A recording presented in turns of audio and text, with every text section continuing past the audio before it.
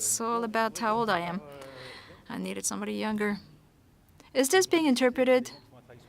Apologies to the interpreters because I did not send them my presentation. I wrapped it up an hour ago. So apologies on behalf of the interpreters. They did not get a chance to prepare. It's my responsibility, said the speaker.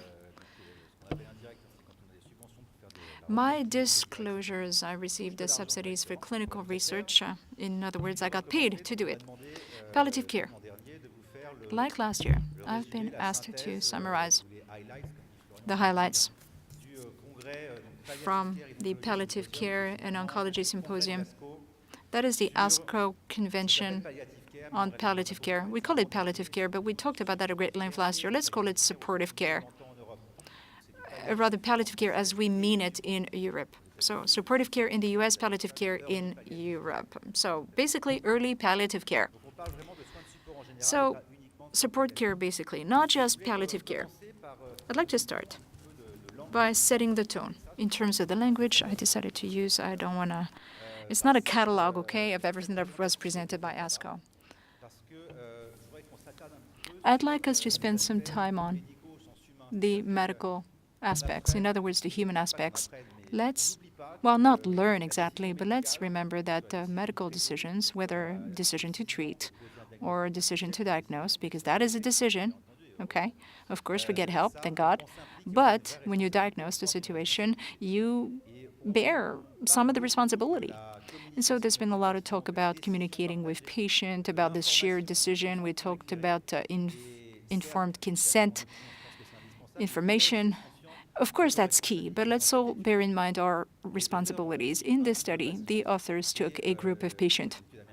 It's an American study.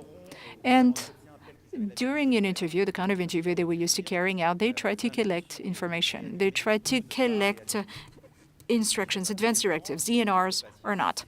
So, and they did the same thing for many different patients, using a video that they displayed to the patient, showing, okay, this is an intubation, this is a resuscitation from A to Z, this is CPR, etc., etc. So when you look at the outcome of these interviews, on the left-hand side, when the interview was carried out in standard fashion, 58% of patients prefer to not be resuscitated when they've got metastatic cancer and the prognosis is less than a year. And on the right-hand side, when they see the video and they see the images and they see in detail what resuscitation is, we switch to 80%. 80% of patients decide to go for a DNR, do not resuscitate. So they're fully aware. We should be fully aware of our responsibility when we show a video to the patients. And Florian wrote a brief article about that. He raised that problem. When we show all the details as crudely and coarsely, do we not slightly orient the patient's choice? So is that really informed consent? Is that really free information? I'm not saying that it is or that it isn't, but let's bear this in mind, because we do have an impact on the patient's choice to go for DNR or not. So let's stick to that human aspect of things, and let's call ourselves into question. Here's a presentation on the surprise question. I translated word for word the exact wording in English. So blue, on the left, we're asking physicians whether for a given patient they would be surprised if that patient died within a year. Doctor, do you think that the prognosis is higher than a year? So worded that way, I think that's important. So on the right-hand side, on the left-hand side in blue, the speaker doesn't know his right from his left. Okay, so 4,800 patients. So we interviewed 80 doctors. If the doctor says, yes, I would be surprised. At the end of the day, after 1 year, 95% of patients are still alive. So there seems to be an end point here. Just answering the question, would you be surprised if the patient died within a year? There seems to be a correlation. 95% of patients did not die within a year. On the right-hand side, in grade, for those patients whose doctor said, no, I would not be surprised if this patient died within a year, the vital prognosis is, by definition, lower than a year. Here, slightly different. After 1 year, 2/3 of the patients are still alive, contrary to what the physician thought when he was asked the question. And I think this is particularly interesting. irrespective of the basis for the physician's answer. Okay, he wasn't sticking a wet finger in the air. So this means two things. Number one, as doctors, is we expect the patient to not live more than a year, are we more encouraged to set up a palliative care strategy or supportive care strategy? Yes or no? And if the answer is yes, is that the reason why 2/3 of patients are still alive within a year? So in other words, the benefits for survival from setting up supportive and palliative care. Well, conversely, the risk is if the prognosis is poor, maybe we should go for palliative care in the French sense of the word. In other words, let's be slightly less aggressive and not cause a loss of chance for the patient. And yet, after 1 year, 2/3 are still alive. So we don't have an answer to both assumptions. And in this other study, which was presented, the Revel study, so immunotherapy for metastatic melanoma, was there palliative care or early palliative care provided? 68% of the immunotherapy-treated patients, because of their metastatic melanoma, had autoimmune adverse events. And here's the answer to the question that was asked. Isn't that like beautiful? Okay, blue means the entire population, 122 patients, the entire cohort. So 31% only of these patients benefited from palliative care. Only 1/3 of them got a palliative or early palliative care, that is supportive care. And the two columns on the right-hand side, so green and amber, these are percentages that you can't see. Percentage from that other column here, only 25% of the patients benefited from early palliative care, that is supportive care, that is more than 6 months before they died. So that's only 7.5% of the population. And here we find 33%, if I remember correctly, 35% of the blue column. So 33% of the 30% that benefited from palliative care during the last month of year. And that's palliative care in the French sense of the word. So the two important figures are these. Only 1/3 of patients benefited from a palliative or early palliative care approach. And in terms of early palliative and supportive care, only 7.5% of that population. In my opinion, another important aspect, as you can see here on the second line in this chart, the fact that autoimmune toxicity appears was not associated with setting up palliative care or early palliative care. In the definition of early palliative care or supportive care, there's a clear indication of managing safety or toxicity of specific treatments so as to improve relative dose intensity and also the curative or preventative approach. So this means that we still have our work cut out for us in terms of managing toxicity. This does not determine the setting up of a specific approach, but a quick reminder, 2/3, that is 78% of this patient had autoimmune adverse events. That's major. And in practice, we're talking immunotherapies, okay? We're talking melanoma. This is not the kind of chemotherapy we used to administer back in the 1990s. I got it wrong. So, to try to make sense of all this, palliative, early palliative, supportive, we discussed this at great length during TAO. We're treating patients. Let's remember that we're treating patients, not toxicities, not tumors. We're treating patients. So patient-centered care, I believe, is very important because it is very complex. A cancer patient.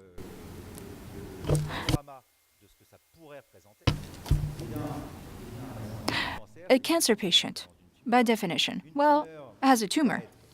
The tumor will be treated, in most cases, using anti-cancer treatments, chemo, targeted therapy, immunotherapy, radiation therapy, etc., etc. So these curative cancer treatments have toxicities. It's inevitable in cancerology. For example, chemotherapy-induced nausea and vomiting, but there may be other symptoms, such as fatigue. This could also be caused by the treatment, but also anemia. Anemia could be caused by the tumor as well as by the treatment. And in terms of patient-centered care, let's remember that considering that the population is aging, more and more often, the patient doesn't show up with just cancer. Most often, well, he's old, so the higher he is. I'm not saying that age is a comorbidity, but still, it's a worsening factor. Some cases, it does become a comorbidity, and as the older you get, the higher the hypertension. It's chronic hypertension. You have a chronic CKD. You have social problems that you need to manage. And let's remember that it's the combination of all of this that must be taken into account when we address the patient's entire situation. And the risk is, today, because all of these factors interact with each other and there may be an impact on the treatment's toxicity, the risk is using modern treatment, particularly over the past 10 years. Over the past 10 or 15 years, we've got targeted therapies, genomics, pharmacogenomics. Earlier, we talked about predictive response markers, biomarkers for efficacy and safety. And that's my personal opinion. Some people may agree. Clearly, that's the way of the future, but there's more to the future than all of this. So the risk is if we concentrate only on that, if that's all we bear in mind when we treat the patient. Conversely, we may focus too much on the tumor and forget about the rest. Comorbidities, toxicity from the treatments, and as we saw before, treatments are toxic, but there's no specific management for metastatic cancer, and that's not normal. We've got corticosteroids, as we said before. So this brings us to the same point, cancer toxicity management. That's TAO's middle name. And I think it's an aptly chosen name. And there's a number of papers that were presented at the ASCO Palliative Care Convention. Cancer toxicity management, toxicity due to the disease, so due to the cancer itself. So what did we get? Aprepitant versus cough. So in case of bronchi cancer and related cough, there were clinical data that were published initially. So there are NK1 receptors in the nerve centers connected with coughing, and at least in animals, neurokinins are a cough mediator. So the rationale behind the study is to test efficacy of an inhibitor of NK1 receptors, the impact on coughing. So second study, each patient was his own control. Aprepitant versus placebo. This is the design of the study. And this is important. There was a wash-up here between the two. It's not important for the placebo, but it is important for aprepitant because each patient is his own control. We're not going to contaminate the results for the second part of the study. So on the right-hand side, you find the coughing severity evaluation questionnaire. And on the left-hand side, patient by patient, you got the results. You got different colors. Green means the severity of the cough has been improved. And in red, those are the patients for which severity of the cough is not better, and in blue, same thing. At least the authors looked at the population. We find there's a statistically significant improvement. So aprepitant managed to reduce coughing. You need to bear in mind, and the discussion made that clear. Rolapitant is another drug from the same class.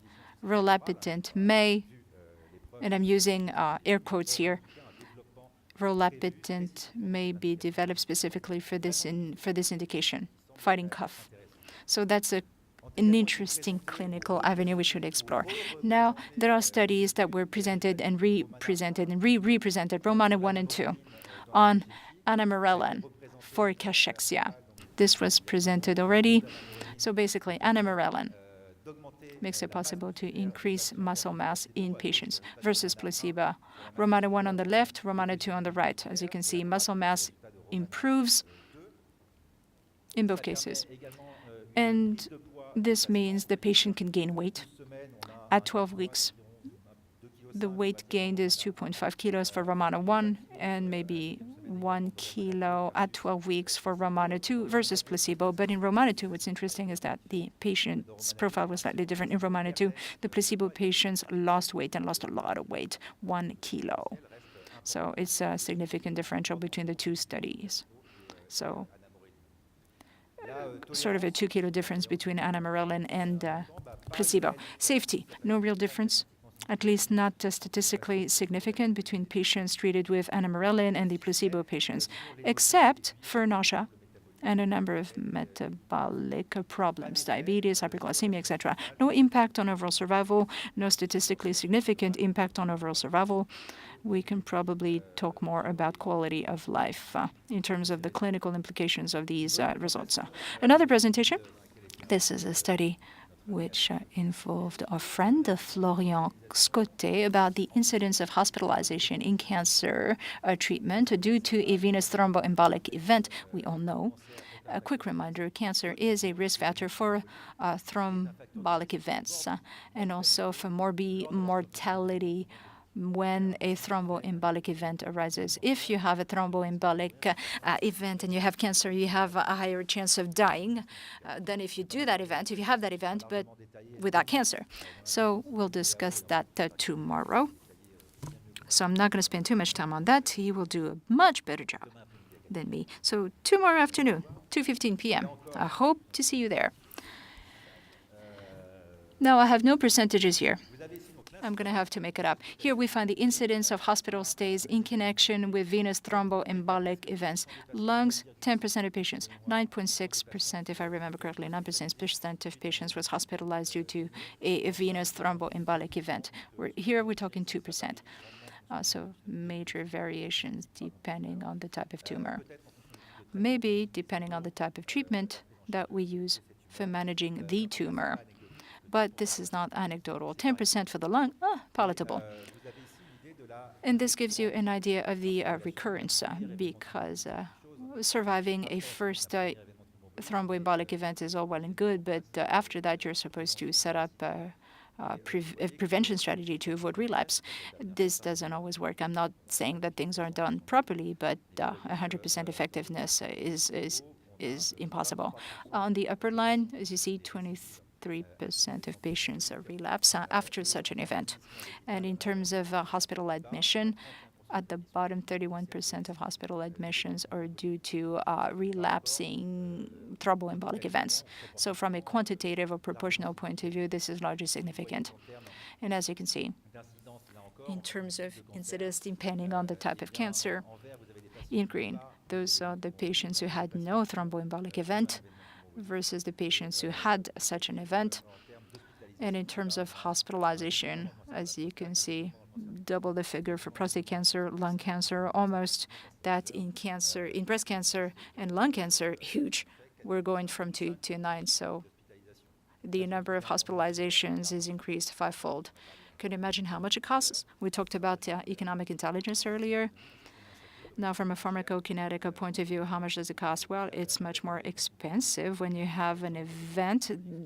If you go to a hospital with an event than without an event, of course, it makes sense because management is complex. But this means we need to follow guidelines in terms of prevention, particularly prevention of events and also relapse. Now, cancer toxicity management. How do we manage the safety of cancer treatment? Toxicity induced in the patient when trying to cure or rather treat his patient. So yes, we mean well, but we're creating the toxicity. So I thought that was interesting. I thought this was quite amusing. The authors of this study tested olanzapine, it's an antipsychotic, against nausea. So we, in prevention measures, in CIPN assessment measures, the main endpoint is a complete response. Here, the main endpoint, the primary endpoint is absence of nausea when we add olanzapine to a standard management strategy. So as you can see, there's a statistically significant gain for nausea, whether during the acute phase, olanzapine goes from 74% of patients who have zero nausea on day 1 and 45% of patients who've got presented of CIPN. So as you can see, it's double the number of delayed nausea. So we're going from 22% to 63% of no nausea patients when we add olanzapine. So the secondary endpoint, as you can see, at least during the acute phase, we're able to achieve these rates. These are the rates that we look for in terms of preventing chemo-induced nausea and vomiting. Considering the kind of efficacy we can achieve, higher than 90% in some studies, sometimes even higher than 90%, we're not going to settle for 70% to complete response. We need at least 85, 90%, if not more, complete response. That way, we believe that there's a real benefit for this treatment, a real clinical benefit, irrespective of statistics. In terms of safety, day 2, sedation in patients receiving olanzapine. Not much not much else to report in terms of toxicity for the patient. Also, in the land of nausea and vomiting, relapitant. This study was performed in patients receiving moderately emetizing chemotherapy MEC, so no complete response. We compared relapitant with a placebo. And here, and this is the result I took home. On the left, people treated with carboplatin at 5 days, 120 hours after administering chemo. Using relapitant, we have 90% of patients who did not vomit at all. That's good. And for MEC, without anthracyclines, the number is 80%, and this is all statistically significant and better than for placebo patients.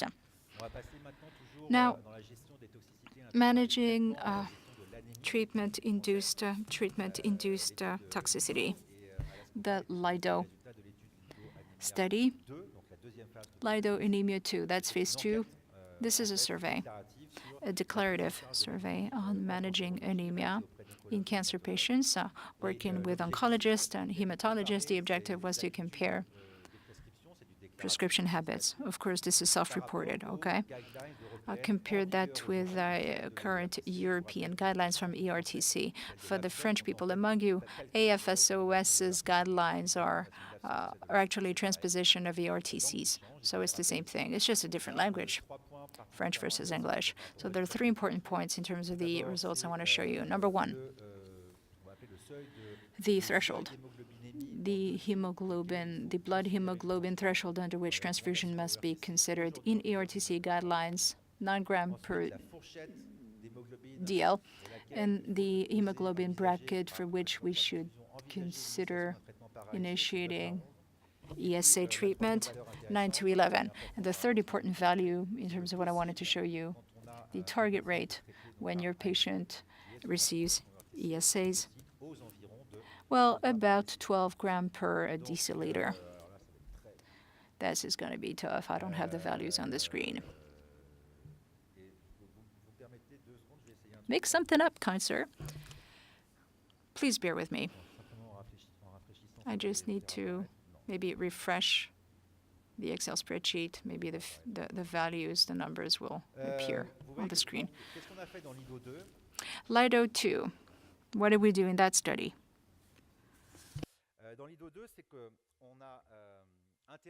LIDO 2, we sent a questionnaire to oncologists and hematologists. We did this electronically, online. And we first showed them a 3-minute video. And Florian Scotté reminded us what the ERTC guidelines were. Very didactic, very clear, much better than I could ever do it. The key messages, the transfusion threshold, the ESA bracket, and also the hemoglobin threshold, and there were other things as well. We looked at these 3 aspects. As you can see, the green bar, more than 70% of doctors, when they see the video, and when we asked them whether or not they already followed the recommendations, they said yes. Yes, I did, and I will continue to follow the guidelines. The blue bar in the middle, those are the physicians who said, no, I did not follow the guidelines, but now I will. Okay, about 15%. Amber, those are the physicians who, when we ask them, did you follow the recommendations, they say no, and no, I will not follow them in the future. I will continue to not follow the guidelines. Hey, it's a free country. I'm not passing judgment. So much for diagnosing anemia. The stumbling block in terms of following guidelines is the iron deficiency, whether or not to do it, and what does it mean for the physicians. In terms of the transfusion threshold, 9 gram, according to ERTC, same exercise here. As you can see, there's less of a difference, but there's also fewer doctors who report following the guidelines. Only 50% of doctors said, yes, I already looked at the 9-gram threshold before considering transfusion. So 19% of them said no, I did not follow the guidelines, did not look at the value, but now in the future I will. And then we have 30% of physicians who said no, I did not consider the value, and no, I will not do it in the future. I will not follow the 9-gram transfusion threshold. One of the reasons is in France we are very lucky. We have the HAS, the top French healthcare authority, and in HAS bases itself on the same data as the RTC, at least from at least from an evidence-based medicine. There is no reason the two guidelines should be different from each other. We can discuss it, but 30% of doctors say no. I'll stick to 8 grams. That's the HAS guideline, and I will not follow the ERTC. But we should not be forced to choose one over the other. All of the guidelines should agree with each other, assuming they're all evidence-based and performed by experts, people who are in the know. They're scientists, of course, but they're also clinical practitioners. HAS doesn't have enough clinical practitioners. Can you tell I have an axe to grind? So, 11. When you have a symptomatic anemia and leukemia is between 9 and 11, we should consider initiating ESA, with 64% of doctors saying yes. That is the bracket I looked at, and I will continue. 18% said no, I will change my practice, and 18%, pretty much the same thing. 17% of physicians said no, that's not the bracket I looked at, and no, I will not do things differently in the future. And with regard to the target rate under treatment, this is particularly interesting. At least I think so. 70% only of doctors say yes. When a cancer patient has anemia and I initiate ESC treatment, I target 12. I don't think that's a whole lot. 20% say no, I did not target 12, but in the future I will. And we still have close to 11% of doctors saying no, I will not target 11. And for those of them who say that, we have about 2/3 who target less than 12 and about 1/3 who target more than 12. So that's interesting. It's a survey, okay, it's not a clinical study, but it's interesting in terms of how guidelines are drafted and developed and how we communicate about the guidelines. And also this lays the groundwork for discussions. Who says that guidelines are always right and everybody else is wrong? No, we need to call ourselves into question. That's how we move forward. And we also need to look at the literature and also new data. This is very important in terms of chemo-induced vomiting and nausea. Several studies, clinical studies, show that when you follow the guidelines blindly, somehow, you improve patient care and you improve efficacy of prevention efforts. We have not found a study demonstrating it clinically for anemia, but there is no reason to think, assuming the guidelines are properly designed, and I believe they are, there's no reason to think that this will not improve clinical management of the patients. Following guidelines is better than doing whatever you want. So LIDO-2, this study showed very clearly the video was a clear reminder, a simple reminder of the recommendations, and this meant that 18% of doctors decided to start following the guidelines. This means that the compliance rate with guidelines is improved, and we're hoping the clinical management of the patient will improve. Another important thing, when we compare LIDO-1 and LIDO-2, in LIDO-2, as I said before, we asked the question, are you following the guidelines? Will you follow the guidelines? Yes or no? LIDO-1, we asked the question but slightly differently. We didn't talk about the guidelines. So we asked, for example, the doctor, what is the hemoglobin value you consider to be a transfusion threshold? And only then, based on the answers, do we look at whether it matches the guidelines. A slightly different approach. So LIDO-2, it's a self-reporting survey. Yes, I follow the guidelines or not. Number one, LIDO-1, we actually check. And it's interesting to compare the two. LIDO-2 threshold, the perfusion threshold is 65%. So you find the interpreter's tired. You see the numbers on the screen. Now, in terms of value, in terms of the target hemoglobin rate, It's different when you compare what the patients, what the doctors say in terms of their practice and the guidelines. Only 10% of practice is in line with the guidelines. If we look at initiation of ESA treatment, only 27% of doctors in practice have a correlation with the guidelines, but two-thirds of them say, yes, yes, yes, I follow the guidelines. And also in terms of the same thing for the hemoglobin target rate. What does that mean? Are doctors liars? Well, no, not all of them. But we need to provide information. We need to communicate about the guidelines so people will know they're out there. We also need to explain regularly the key takeaways, the key messages behind guidelines. Force a habit, we tend to forget. It's easy to forget that it's 9 and we switch to 8, or it's 9 or we switch to 7. So I'm talking learned societies, congresses, conventions, papers need to remind people what the guidelines are so that we will keep it top of mind, because memories tend to go away. And clinical practitioners feel that they're following the guidelines when in actual fact they haven't. Maybe they missed the last update, the latest update. So it's key.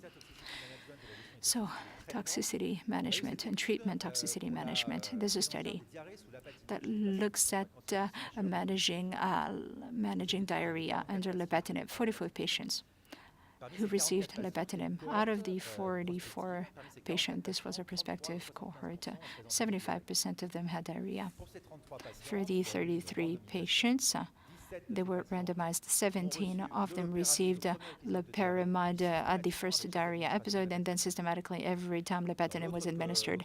And in the other arm, the 16 other patients received loperamide during the first diarrhea episode, and then only if the diarrhea happened again. And the goal was to compare global severity of diarrhea, in other words, tolerance of the treatment, and also quality of the lapatinib treatment. And as you can see, the median treatment duration is the same, 6 months. And we return to a grade 1 diarrhea. In other words, the severity of diarrhea is improved in 70% of cases when loperamide is prescribed systematically, versus only 25% when we wait for the diarrhea to happen again.